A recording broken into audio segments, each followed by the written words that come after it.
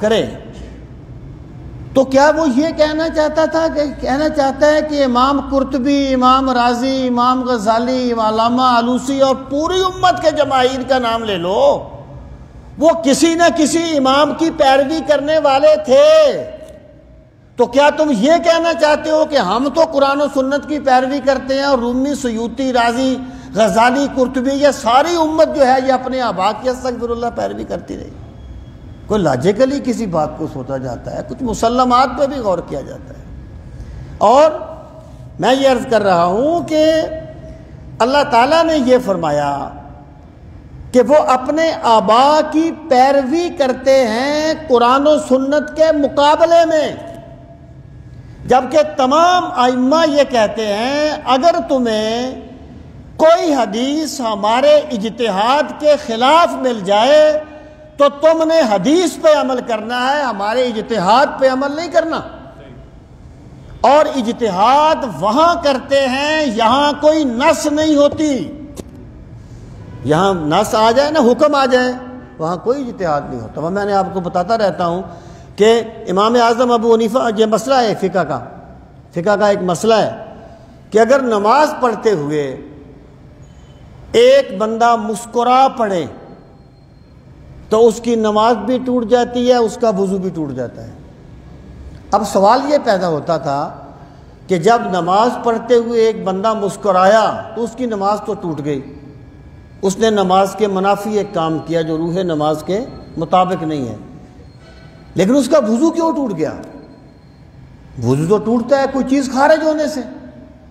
تو امام ابو حنیفہ فرماتے ہیں کہ جب ایک مرتبہ کچھ صحابہ، شروع اسلام میں ایسی صحابہ کرام کی تربیت ایسا وہ کمال پہ پہنچے، نماز پڑھ رہے تھے اور ایک بندہ آیا اور کچھ لوگ مسکرا پڑے، تو سرکار نے فرمایا جو مسکرائے ہیں وہ اپنی نماز بھی دوبارہ پڑھیں اور اپنا وضو بھی دوبارہ کریں۔ فرماتے ہیں یہاں قیاس نہیں چلے گا، یہاں اجتہاد نہیں چلے گا، یہاں حکم چلے گا، یہاں حکم چلے گا۔ وہ امام ابو حنیفہ رحمۃ اللہ علیہ ایک بندے کے ساتھ مسجد میں بیٹھے ہوئے باتیں کر رہے تھے نا،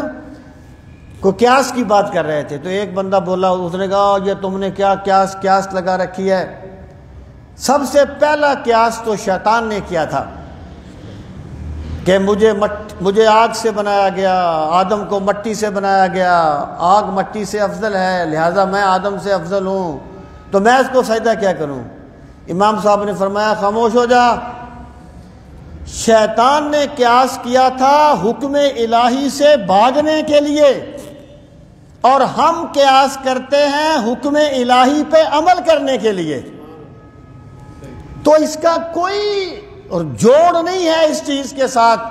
ورنہ حضرات محترم مجھے بتایا جائے کہ شرزمائے کلیلہ کو چھوڑ کر آپ پوری امت کو یہ کہہ دیتے کہ وہ اپنے آباء و اجداد کی پیروی کرتی رہی ہے قرآن و سنت کو چھوڑ کے۔ یہ میٹھے میٹھے لفظ بول لینے اور چیز ہوتی ہے کہ جناب قرآن و سنت کا حکم سر آنکھوں پر نہیں، ہاں وہ کہتے ہیں کہ اماموں کا حکم سر آنکھوں پر،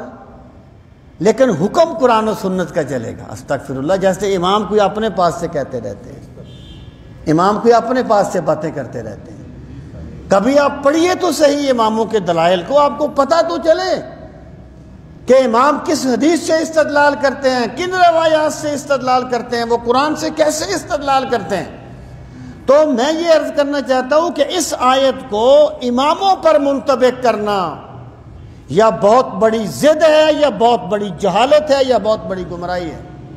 آگے اللہ پاک نے فرما دیا کہ وہ اپنے آباء و اجداد کی پیروی کرتے ہیں، وہ کہتے ہیں ہم نے پایا اس کی پیروی، اگرچہ ان کے آباء و اجداد کچھ نہ جانتے ہوں اور ہدایت یافتہ نہ ہوں۔ مطلب کیا ہوگا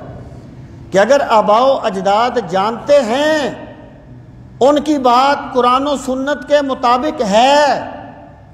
انہوں نے ایک استدلال کیا ہے، تو پھر ان کی پیروی قرآن کی پیروی ہوگی، ان کی ذات کی پیروی نہیں ہوگی۔